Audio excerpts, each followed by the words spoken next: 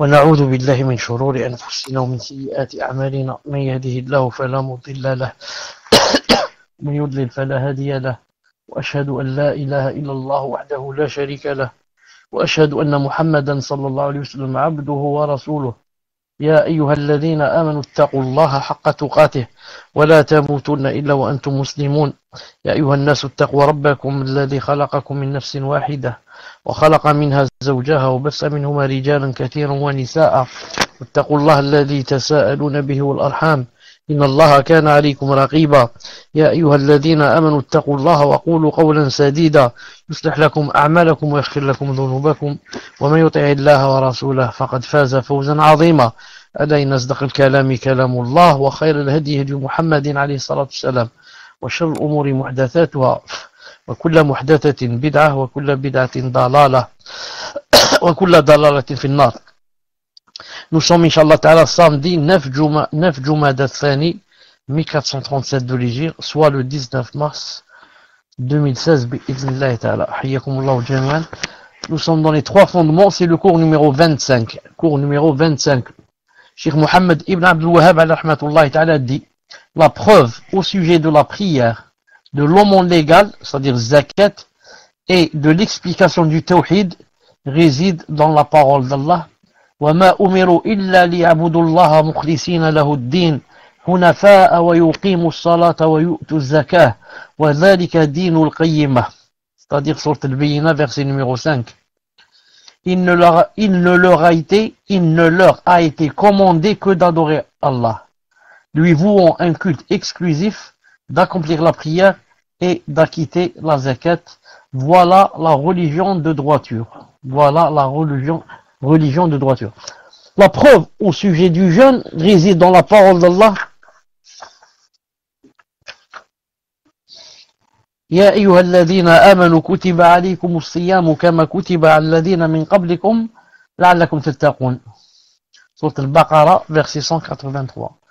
Ô vous les croyants, on vous a prescrit le jeûne comme on l'a prescrit à ceux qui vous ont précédés, ainsi atteindrez-vous la piété. La preuve au sujet du pèlerinage réside dans la parole d'Allah. وَلِلَّهِ عَلَى النَّاسِ حِجُّ الْبَيْتِ مَنِ اسْتَطَاعَ إِلَيْهِ سَبِيلًا وَمَنْ كَفَرَ فَإِنَّ اللَّهَ غَنِيٌّ عَنِ الْعَالَمِينَ.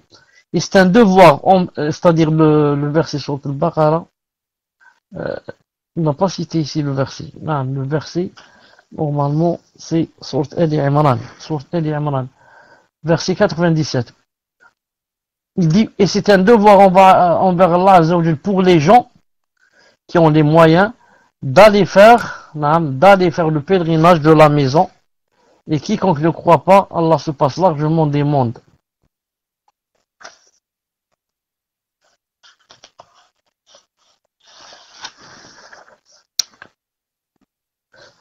C'est cela, Inch'Allah Ta'ala, qu'on va expliquer, bi'idhnillah subhanahu wa ta'ala, aujourd'hui, Inch'Allah Ta'ala.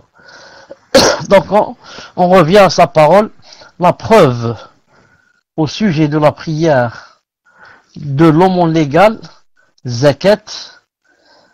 Quand il a dit zakat, Cheikh Ibn Uthaymin dit, c'est-à-dire la preuve concernant le fait que la prière et la zakat font partie de la religion, réside dans la parole d'Allah Azza wa Jal. وما أمروا إلا ليعبدوا الله مخلصين له الدين حنفاء ويقيموا الصلاة ويؤتوا الزكاة وذلك دين القيمة. Il ne leur a été commandé que d'adorer Allah, lui vouant un culte exclusif, d'accomplir la prière et d'acquitter la zakat, et voilà la religion de droiture. Cheikh Ibn Uthaymin dit, ce verset est général et englobe toutes les formes d'adoration. Il est donc obligatoire pour tout individu d'être sincère envers Allah Azza wa Jal, d'être un pur monothéiste et de suivre sa législation. Ensuite, par rapport à ce verset, il ne leur a été commandé que d'adorer Allah, lui vouant un culte exclusif, d'accomplir la prière et d'acquitter la zakat. Cheikh Ibn Uthaymin dit, il s'agit ici de la conjonction d'un terme spécifique après un terme général. Ce qu'on appelle en arabe dhikrul khas ba'd al-'am. Il dit ici, en effet, accomplir la prière et s'acquitter de la zakat fait partie de l'adoration. Naam. Mais Allah Azza wa Jalla a expressément cité ces deux formes d'adoration en raison de l'importance toute particulière qu'elles revêtent. Ainsi, la prière est l'adoration du corps, alors que la zakat est l'adoration des biens. Ces deux adorations sont souvent citées conjointement dans le livre d'Allah subhanahu wa ta'ala. Lorsqu'il a dit, il s'agit ici, Cheikh Ibn al-Taymiyyah, il s'agit ici de la conjonction d'un terme spécifique après un terme général, et moi j'ai dit en arabe, min bab dhikr al-khas ba'd al-'am. Qu'est-ce que ça veut dire ça? Le Cheikh, rahimahullah ta'ala, veut dire, Allah ta'ala a dit, وَمَا أُمِرُوا إِلَّا لِيَعْبُدُوا اللَّهَ مُخْلِصِينَ لَهُ الدِّينَ حُنَفَاءَ وَيُقِيمُوا الصَّلَاةَ وَيُؤْتُوا الزَّكَاةَ. Donc ça donne à peu près en français, il ne leur a été commandé que d'adorer Allah. Ensuite, pourquoi il dit, lui vouant, bon, un culte exclusif, c'est pas ça. Ensuite, pourquoi il dit d'accomplir la prière, c'est-à-dire il leur a été commandé aussi d'accomplir la prière et d'acquitter la zakat. N'a-t-il pas dit, au début du verset, n'a-t-il pas dit, il ne leur a été commandé que d'adorer Allah. Et un peu plus loin, donc à la fin du verset, il a dit d'accomplir la prière et d'acquitter la zakat. Donc vous voyez que accomplir la prière et acquitter la zakat, ça rentre dans le fait ou l'ordre d'adorer Allah. Ça, il ne leur a été commandé que d'adorer Allah. Donc normalement, c'est pas la peine de dire qu'il faut faire la prière, il faut faire la zakat. On sait que la prière et la zakat rentrent dans l'adoration. Et ce sont deux piliers, des plus importants piliers. Cheikh ici dit, il s'agit de la conjonction d'un terme spécifique après un terme général. Le terme général, c'est quoi ici? C'est l'adoration. Il ne leur a été commandé que d'adorer. On adore Allah. Terme général. Terme spécifique, il a dit, et ce, yani, d'accomplir la prière et d'acquitter la zakat. Les savants disent, il y a beaucoup de ce genre, yani, de cette formule. Yani, citer un terme spécifique après un terme général. Et au contraire, citer un terme général après un terme spécifique. Pour notre cas ici, citer spécifique, le spécifique après le général, les savants disent, car ça revêt, car le spécifique qu'on veut citer, ça revêt une grande importance. Naam. Allah Ta'ala a dit, il ne leur a été demandé que d'adorer Allah. Ensuite, il veut montrer que dans l'adoration, ce qui est le plus important, c'est d'accomplir la zakat et d'acquitter la zakat, d'accomplir la prière et d'acquitter la zakat. C'est pour ça que cette formule, qui est citer un terme spécifique après un terme général, son but c'est quoi? C'est montrer, yani, comme on dit en arabe, yani, لأهمية يعني نعم من باب ذكر الخاص بعد العام لأهمية الخاص, parce que le spécifique qu'on va citer, yani, il est très important. Il est très important. Non. C'est comme je te dis par exemple, je te fais des wasiyas, je te dis par exemple, il faut, c'est-à-dire avoir un bon comportement avec le voisin. Je te dis, écoute, n'oublie pas, il faut avoir un bon comportement avec le voisin. Ensuite, je te dis, il faut pas faire beaucoup de bruit. Non. Ne pas faire de bruit, beaucoup de bruit, surtout la nuit. Ça rentre dans le fait d'avoir un bon comportement avec le voisin. Mais pourquoi j'ai cité ça? Parce que ça revêt quelque chose d'important. Je sais que ce voisin, plusieurs fois, il s'est plaint des gens qui font beaucoup de bruit, etc. Donc, si je t'ai cité ce terme spécifique après le terme global, c'est parce qu'il revêt une grande importance. Une grande importance. Non.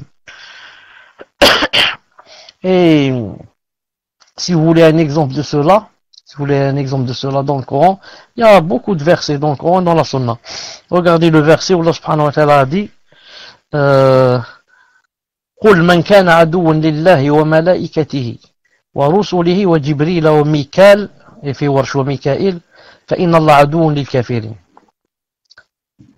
Sauf pour que vous voyez bien la horde, donnez-moi une seconde, je vais afficher le verset, c'est mieux. Le chercher, l'afficher, pour que vous lisiez avec moi et vous compreniez davantage.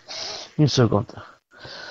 قل من كان عدوا لله bon عدوا لله عدوا je vais écrire عدوا لله عدوا لله ça recherche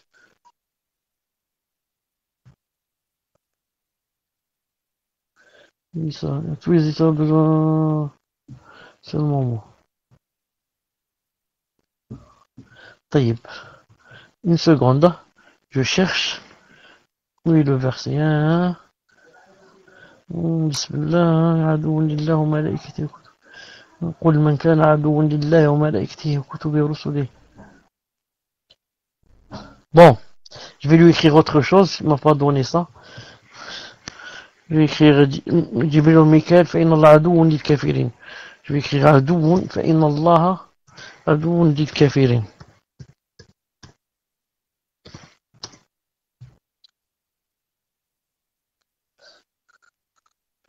طيب une seconde.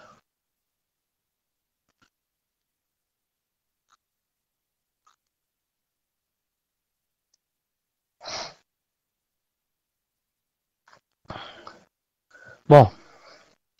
قل من كان عدوا لله. Je vais écrire قل من كان عدوا. قل من كان عدوا.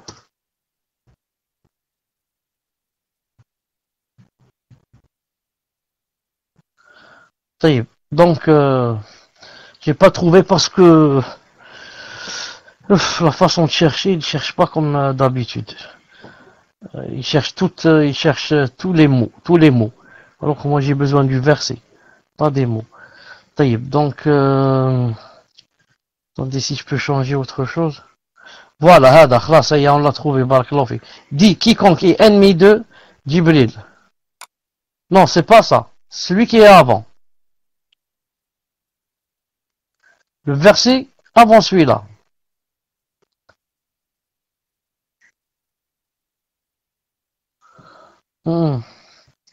قل من كان عدوا لله وملائكته ورسله وجبريل وميكال فإن الله عدو للكافرين. Ce verset. قل من كان عدوا لله. Voilà, هذا. أحسنت. 98, donc celui d'après. Donc, celui avec moi. Dit, celui qui est ennemi d'Allah, de ses anges, de ses messagers, de Jibril et de Mikaël, Allah est certainement un ennemi pour les négateurs.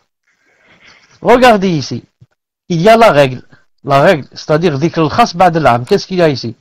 Il y a ici le terme général qui est quoi? Ses anges. Dit, celui qui est ennemi d'Allah et de ses anges. Ensuite, il y a un terme spécifique. Il a dit quoi? De Jibril et de Mikaël. Ce sont des anges. Allah Ta'ala aurait pu ne pas citer. Dit celui qui est ennemi d'Allah, de ses anges et de ses messagers, Allah est certainement un ennemi pour les négateurs. Mais ici, non. Il a rajouté Mikaël, Jibril et Mikaël. Pourquoi? Terme spécifique cité après un terme général qui est les anges. Pour dire quoi? On a dit que si on cite le spécifique, ça veut dire que pour son grande importance. Ici, c'est quoi la grande importance? Parce que Jibril et Mikaël,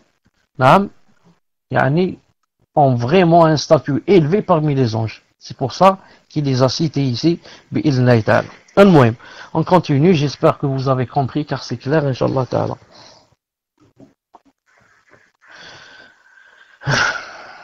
Même quand le prophète dit par exemple Al-Hajju Arafat ou bien Arafat, c'est la même chose. Al-Hajju Arafat, ça Arafat, ça rentre dans le Hajj ou ça rentre pas? Ça rentre pas. Ah, pourquoi il le cite? Alors que tout le monde sait que Arafat, le fait de se tenir debout, puis Arafat, ça rentre dans le Hajj. Mais il dit le Hajj Arafat, terme spécifique après général. Il veut te montrer que Arafat, c'est une chose très importante dans le Hajj. Et attention que vous ratez Arafat. Non. Il dit, voilà la religion de droiture. Voilà la religion de droiture. Cheikh Ibn Uthaymin dit, voilà, ce pronom démonstratif désigne le culte exclusif d'Allah, l'accomplissement de la prière et l'acquittement de la zakat. voilà la religion de droiture. C'est-à-dire, voilà, si vous faites ce que j'ai dit ici, c'est-à-dire, il ne leur a été commandé que d'adorer Allah, lui, vous, un culte exclusif, d'accomplir la prière et d'acquitter la zakat, et ce qui va venir, voilà vraiment, yani, la religion de droiture. C'est ça la religion de droiture, c'est ça. S'il n'y a pas ça, donc vous n'êtes pas sur la religion de droiture. De droiture, c'est-à-dire la religion, dit Cheikh Ibn Uthaymin, du culte droit, qui ne comporte aucune sinuosité, car c'est la religion d'Allah. Or, la religion d'Allah est droite, comme le dit Allah Azza wa Jal, وَأَنَّ هَذَا صِرَاطِ مُسْتَقِيمًا فَاتَّبِعُوهُ وَلَا تَتَّبِعُوا السُّبُلَ فَتَفَرَّقَ بِكُمْ عَنْ سَبِيلِهِ. Al-An'am 153. Et voilà mon chemin dans toute sa rectitude. Suivez-le donc, et ne suivez pas les sentiers qui vous écartent de sa voie. Et voilà mon chemin dans toute sa rectitude. Suivez-le donc, et ne suivez pas les sentiers qui vous écartent de sa voie. Cheikh Ibn Uthaymin dit, ce noble verset, en plus de citer l'adoration et la prière, cite la réalité du tawhid, qui consiste à vouer un culte exclusif à Allah Azza wa Jal, sans jamais pencher vers le polythéisme. Quiconque donc ne voue pas un culte exclusif à Allah, ou voue son adoration à autre qu'Allah, n'est pas un monothéiste. Deux choses. Quiconque ne voue pas un culte exclusif à Allah, c'est-à-dire, il adore Allah subhanahu wa ta'ala, certes, mais adore avec lui d'autres choses. Il adore Allah subhanahu wa ta'ala, il prie, il jeûne, et il fait la salat, il donne la zakat, il jeûne et il va au hajj. Mais, en même temps, si il n'a pas d'enfant, il va à la tombe et il demande à celui qui est mort, il lui dit, ya sidi flan, yakda, ou bien donnez-moi des enfants, ou bien faites-moi des doigts, ou là, demandez à Allah qu'il me donne, ou là, des choses comme ça. Donc ça, c'est vraiment grave. C'est vraiment grave. C'est pour ça il dit, ou bien il dit, quiconque ne voue pas un culte exclusif à Allah, ou bien voue son adoration à autre qu'Allah. Ou bien il y en a qui carrément, il n'adore pas Allah, mais adore autre chose. Carrément, il adore un arbre ou une statue. Celui-là n'est pas un monothéiste. Ensuite, la preuve au sujet du jeûne réside dans la parole d'Allah. Cheikh Ibn Uthaymin dit, c'est-à-dire la preuve au sujet de son obligation réside dans la parole d'Allah. Ya ayyuhalladhina amanu kutiba alaykumus siyamu kama kutiba alladhina min qablikum la'allakum tattaqun. Al-Baqarah 183. Ô vous les croyants, on vous a prescrit le jeûne comme on l'a prescrit à ceux qui vous ont précédés. Ainsi atteindrez-vous la piété. La piété. Naam. Cheikh Ibn Uthaymin dit, rahimahullah ta'ala, la parole d'Allah, comme on l'a prescrit à ceux qui vous ont précédés, contient plusieurs enseignements. Naam, remarquez avec moi, ô vous les croyants. D'abord, il a dit, ô vous les croyants. Ensuite, il va nous ordonner de faire une chose. Naam. Pourquoi il a commencé par ô vous les croyants? Naam. Il n'a pas dit ô vous les hommes. Naam. Et même pas ô vous les musulmans. Les croyants, c'est être croyant, c'est plus haut qu'être musulman. Comme dans le hadith de Jibril, vous connaissez. Il y a Islam, Iman, Ihsan. D'ailleurs, ô vous les croyants, donc quand il dit ô vous les croyants, ça veut dire, si vous dites que vous êtes croyant, donc, votre croyance implique que vous fassiez quoi? Ce que je vais vous dire. Donc, on vous a prescrit le jeûne. Donc, il y a un mois à jeûner. Et avant cela, ô vous les croyants. Maintenant, si tu n'es pas croyant, tu n'es pas concerné. C'est pour ça que je vais te dire, il faut jeûner. Tu dis, ça, c'est pas pour moi, c'est pour les musulmans. Ou alors tu vas dire, c'est pour ceux qui pratiquent. Moi, je pratique pas. Donc, toi, tu n'es pas concerné. Ô vous les croyants, on vous a prescrit le jeûne. Tu ne cesses de dire, je suis croyant. alors sache que maintenant il y a le jeûne. Il a dit, comme on l'a prescrit à ceux qui vous ont précédé. Allah Ta'ala aurait pu ne pas ajouter cette ayah. Et dire seulement, vous les croyants, on vous a prescrit le jeûne. Ainsi atteindrez-vous la piété. Il aurait pu ne pas citer comme on l'a prescrit à ceux qui vous ont précédé. Maintenant, pourquoi il a dit comme on vous l'a prescrit à ceux qui vous ont précédé? Comme on l'a prescrit à ceux qui vous ont précédé. Cheikh Ibn Uthaymin va montrer pourquoi. Il a dit premièrement, l'importance du jeûne. On trouve dans ce verset l'importance du jeûne, car Allah l'a rendu obligatoire aux communautés précédentes. Ce qui indique l'amour qu'Allah Azza wa Jal éprouve pour cette adoration qu'il a imposée à toutes les communautés. Donc maintenant, quand il a cité l'ayah, comme on l'a prescrit à ceux qui vous ont précédé, on a compris deux choses. Premièrement, ce n'est pas seulement prescrit pour moi, mais ceux qui m'ont précédé, Allah Ta'ala leur a aussi prescrit le jeûne. Donc ça me donne quoi? Ça me donne un apaisement du cœur et une force dans le cœur. Alhamdoulilah, il y a des millions de gens qui sont passés avant moi et qui faisaient le jeûne. Donc, c'est pas, donc ça prouve aussi que c'est facile. Sinon, comment les autres ont pu le faire et moi je peux pas. Premièrement. Et deuxièmement, ça prouve aussi que, Allah Azza wa Jal aime cette adoration. C'est pour ça qu'il l'a quoi? Qu'il a imposé à toutes les communautés. Une seconde.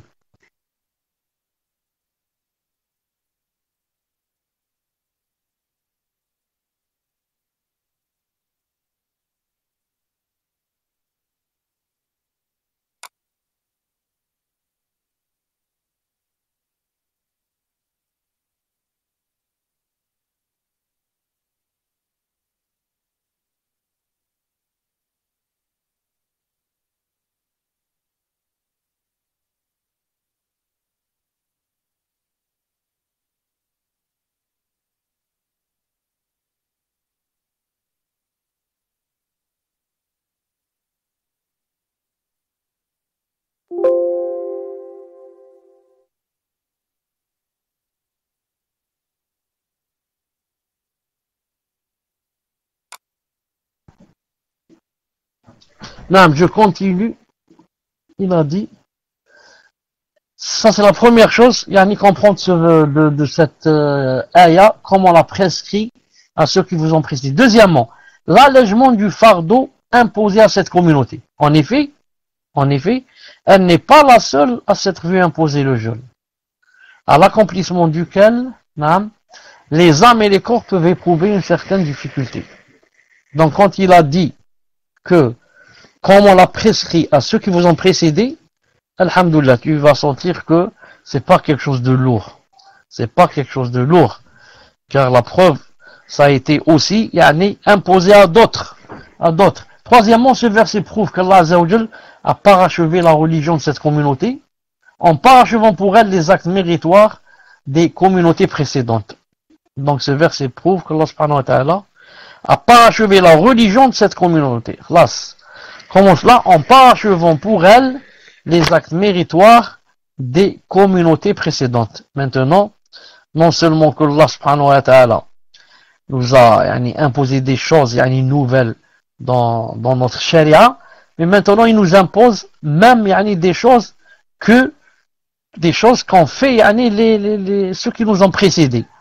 Ce qui prouve que notre religion maintenant, alhamdoulilah, est terminée.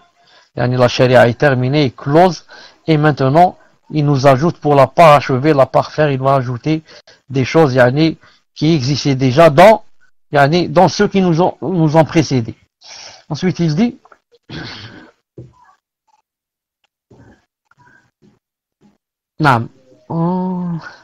Cheikh Ibn Uthaymin dit, Allah Azza wa Jal a clarifié dans ce verset, le verset 2, ô vous les croyants, on vous a prescrit le jeûne comme on l'a prescrit à ceux qui vous ont précédé, ainsi atteindrez-vous la piété. Cheikh Ibn Uthaymin dit, rahimahullah, Allah Azza wa Jal a clarifié dans ce verset la sagesse du jeûne. La sagesse du jeûne. À savoir, lorsqu'il a dit, ainsi atteindrez-vous la piété.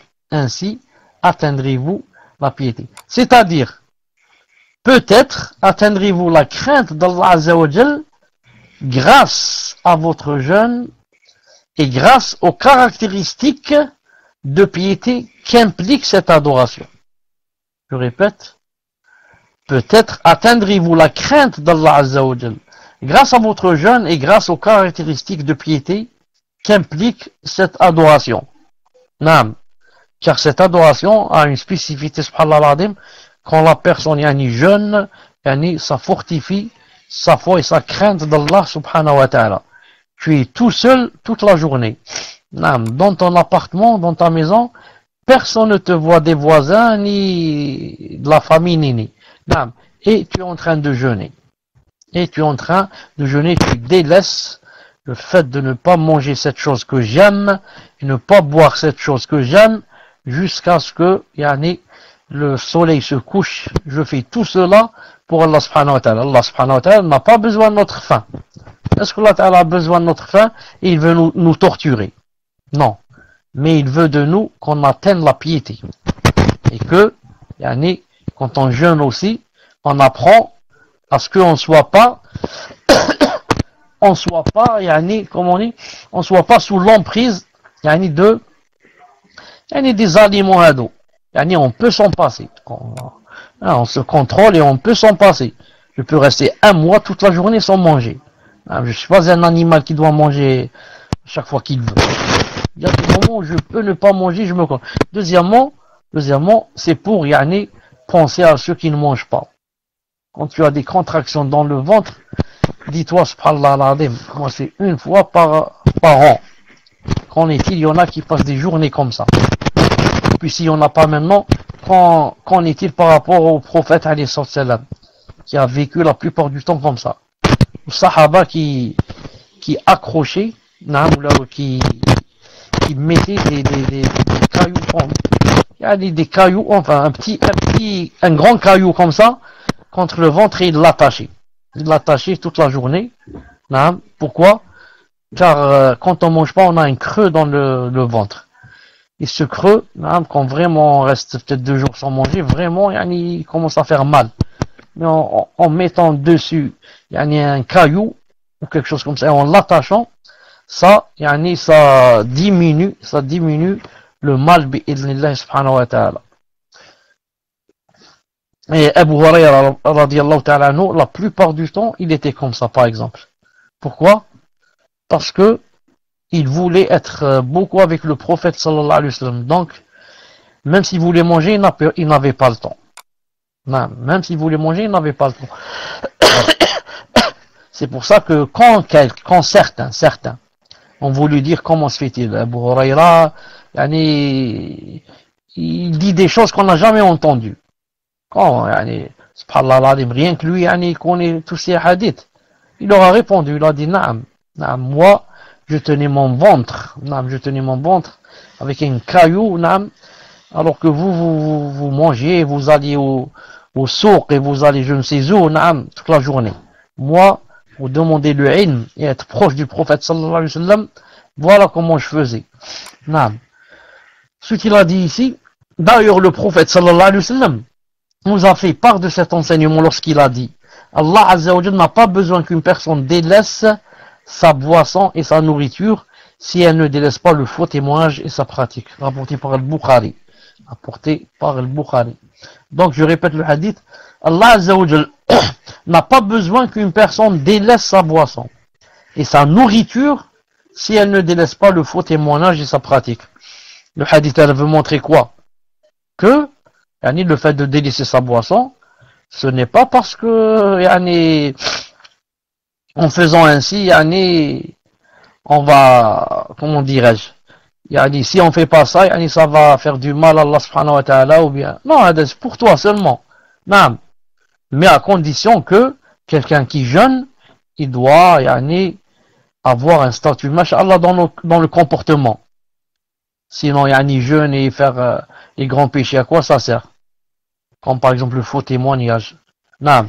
Donc, c'est pour ça que certains disent que celui qui fait un grand péché pendant le Ramadan, que son siyam est nul. Et c'est pas l'avis le plus juste. Ça existe, ça, c'est affilié aussi à notre mère Aïcha radiyallahu ta'ala anha, qui disait que celui qui fait la riba, hein, celui qui médit quelqu'un pendant le ramadan, sa journée est nulle. Et les savants disent ce n'est pas l'avis le plus juste. L'avis le plus juste, c'est qu'il a fait un grand péché. Mais que ça n'a rien à voir avec quoi? Avec le siyam. Le siyam est nul s'il va manger, hein, ou boire, ou avoir des rapports. Non. Mais s'il vole, s'il ment, s'il calomnie, s'il fait la médisance, s'il escroque, tout ça, ça n'annule pas le siyam bi'illah ta'ala. Mais il a vraiment un grand péché, surtout en ce mois béni. Surtout en ce mois béni. Une seconde, je regarde combien il reste de temps pour l'Aïcha.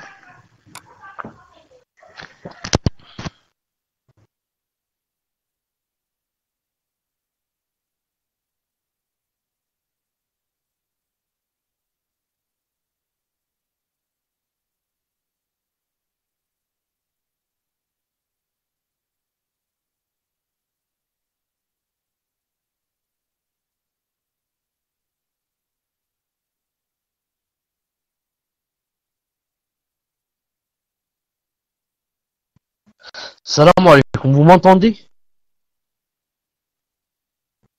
Alhamdulillah. Il reste 8 minutes. On continue, Inch'Allah Ta'ala. Il a dit, la preuve au sujet du pèlerinage réside dans la parole d'Allah. وَلِلَّهِ عَلَى النَّاسِ حِجُّ الْبَيْتِ مَنِ اسْتَطَاعَ إِلَيْهِ سَبِيلًا وَمَنْ كَفَرَ فَإِنَّ اللَّهَ غَنِيٌّ عَنِ الْعَالَمِينَ. Et c'est un devoir envers Allah Azza wa Jal pour les gens qui en ont les moyens d'aller faire le pèlerinage de la maison. Et quiconque ne croit pas, Allah se passe largement des mondes. Allah se passe largement des mondes. Il dit ici, il dit, Cheikh Ibn Uthaymin rahimahullah ta'ala dit, Cheikh Ibn Uthaymin dit, lorsque Cheikh Mohammed ibn Abdul Wahhab rahimahullah dit la preuve au sujet du pèlerinage, Cheikh Ibn Uthaymin dit, c'est-à-dire la preuve au sujet de son obligation.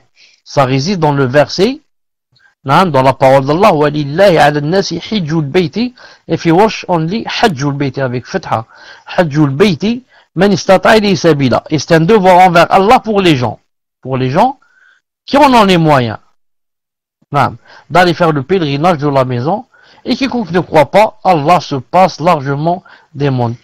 Cheikh Ibn Uthaymin dit, ce verset fut révélé la 9e année de l'Hégire. Et c'est ainsi que fut imposée l'obligation d'accomplir le pèlerinage, car certains ont dit que c'était la 3e année. Cheikh Ibn Uthaymin dit, l'avis le plus fort dans d'autres livres bien sûr, c'est que c'était la 9e année. Cependant Allah Ta'ala a dit, pour les gens qui ont les moyens, cela prouve que le pèlerinage n'est pas obligatoire pour qui n'en a pas les moyens. Pour qui n'en a pas les moyens. Donc le pèlerinage est obligatoire pour qui? Pour celui qui a les moyens. Et là, ça me rappelle une chose. Vous savez que ce n'est pas permis à quelqu'un qui n'a pas fait par exemple le pèlerinage d'aller le faire à la place d'une autre. Des fois la personne est malade, il ne peut pas faire le pèlerinage. Mais alhamdoulilah, elle a les moyens de payer quelqu'un. Cette personne, le hajj est toujours, le pèlerinage, ça s'appelle le hajj. Le hajj est toujours obligatoire pour elle. Mais obligatoire avec quoi? Avec son argent. Elle paye quelqu'un pour aller le faire à sa place. Cette personne qui doit aller faire le hajj à la place d'une autre, il y a une condition pour elle. C'est quoi? La condition, c'est que il faut que elle d'abord, elle ait fait le hajj. Il faut qu'elle ait fait le hajj pour elle-même. Ensuite, elle peut le faire pour une autre personne. Toi, tu n'as pas fait la chose qui était obligatoire, tu vas faire une chose obligatoire pour une autre personne. Vous avez compris la hikmah? Et aussi à cause du prophète et du hadith du prophète sallallahu alayhi wa sallam, qu'il a vu quelqu'un tourner autour de la Mecque, qui a dit Allahumma labbayka an shubruma. Allah Ta'ala, quand on fait le hajj, vous savez, on dit labbayka an pour X et Y, on cite. Non. Il a entendu citer pour shubruma. Mais quand c'est pour moi normalement, je ne cite pas le nom d'une personne. Je dis Allahumma labbayka matan umra, labbayka hajjan. Mais celui-là a dit shubruma. Shubruma, c'est un prénom. Le professeur m'a entendu dire Men Shubruma. Dans une version, il a dit c'est mon frère.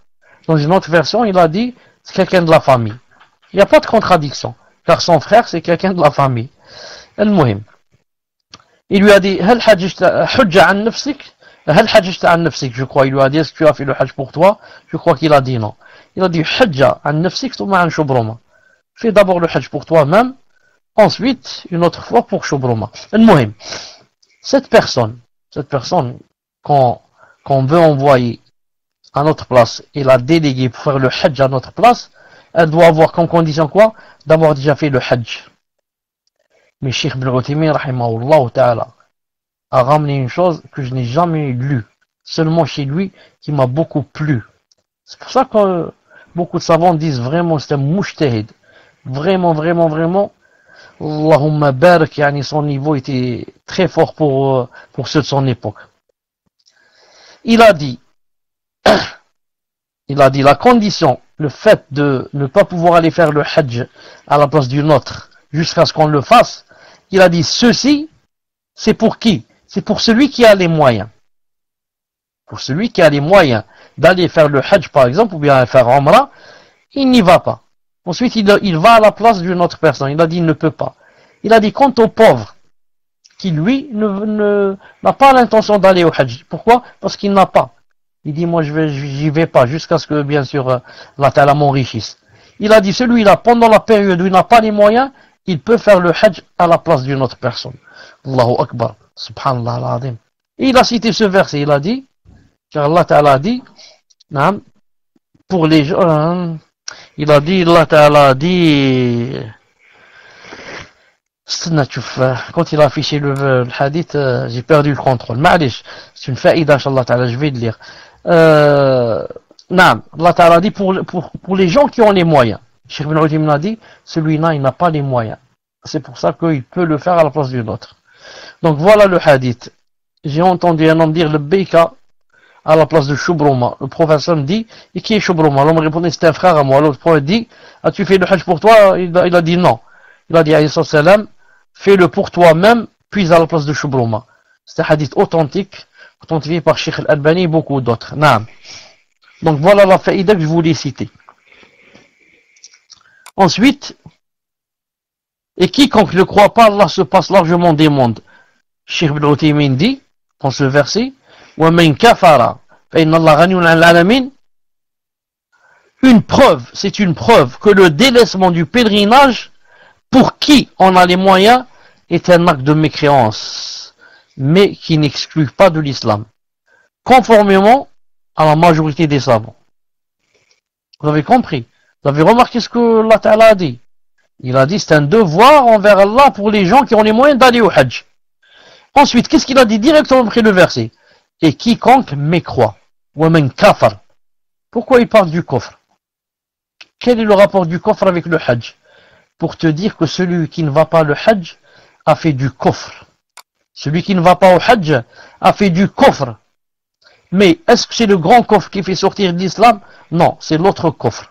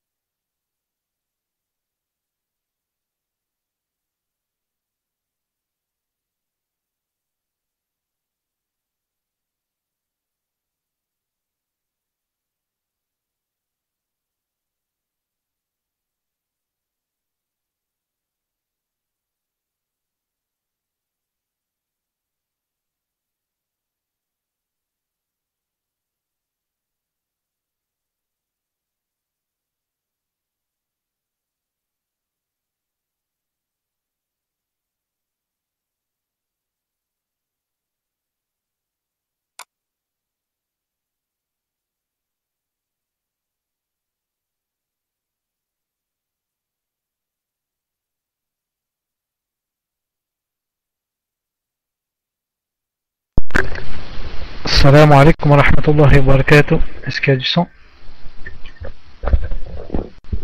Alhamdulillah. Donc, Cheikh a eu une déconnexion. Donc, ben, il est là.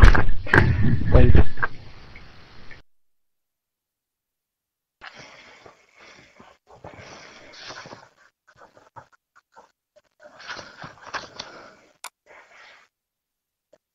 Salam alaikum, vous m'entendez?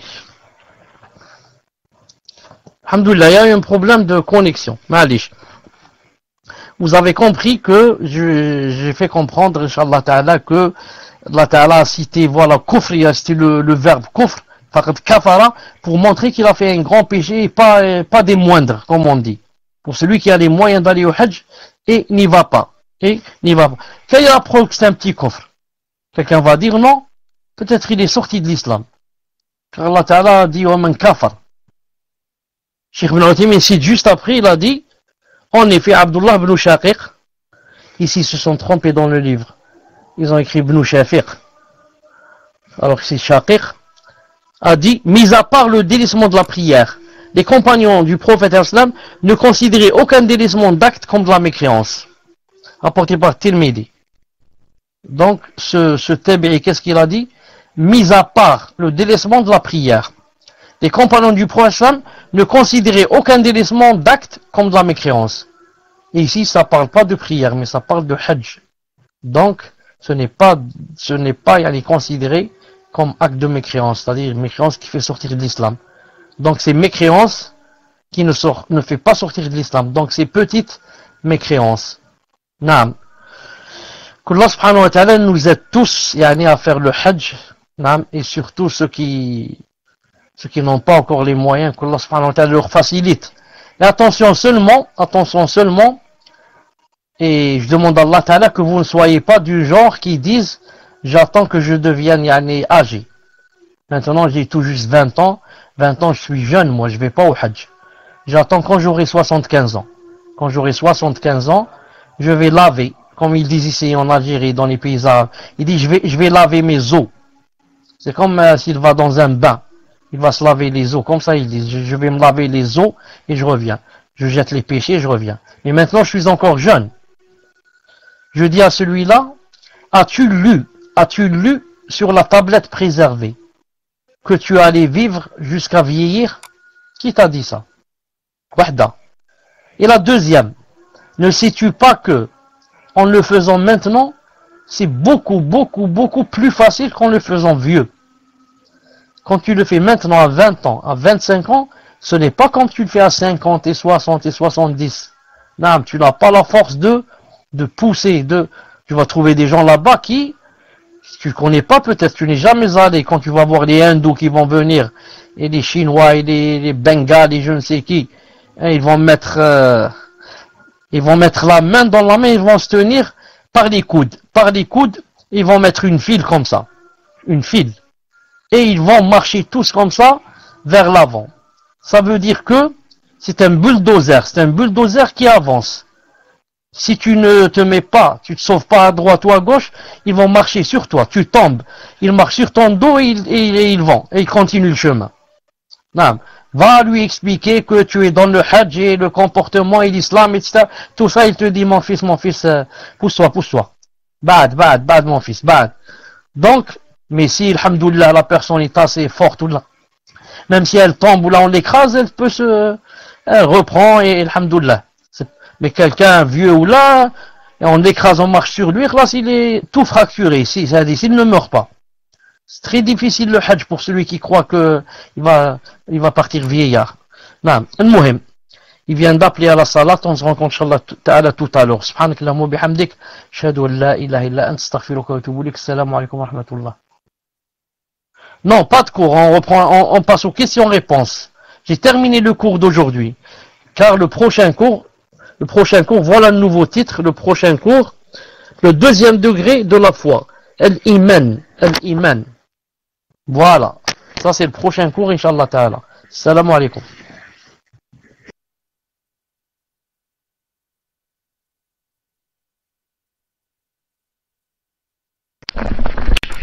Wa alaykum salam wa rahmatullahi wa barakatuh. Barakallahu fikum, Cheikh. pour ce cours. Donc pour ce qui est de la récupération des questions, sur Bailux, les personnes qui souhaitent poser une question sur le cours ou bien un ancien cours peuvent lever la main. Je viendrai récupérer les questions, Inch'Allah, d'ici 10 minutes, un quart d'heure. Donc voilà, la fonction est active pour les mains levées sur Bailux. Et sur Paltalk, par contre, ce soir, sur Paltalk, ça change. Pour ce soir, ça change. Les personnes qui ont levé la main, je viendrai les voir en privé. Et en fait, leur question devra être envoyée par mail. Vu la difficulté qu'il y a en ce moment sur Paltalk pour recevoir les questions, donc les personnes en PV recevront une adresse mail et ils devront envoyer leurs questions, bien sûr sur le cours ou un ancien cours, à cette adresse avec leur pseudo. Surtout n'oubliez pas de mettre votre pseudo. Inch'Allah, barakallahu fikum. J'espère que j'ai été clair, Inch'Allah. Si vous avez des difficultés, les admins sont là pour vous aider. Barakallahu fikum.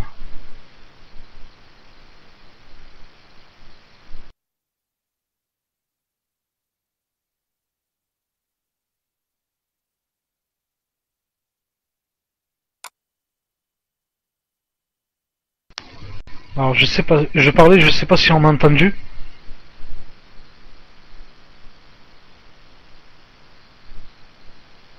Alhamdulillah, barakallahu fikum.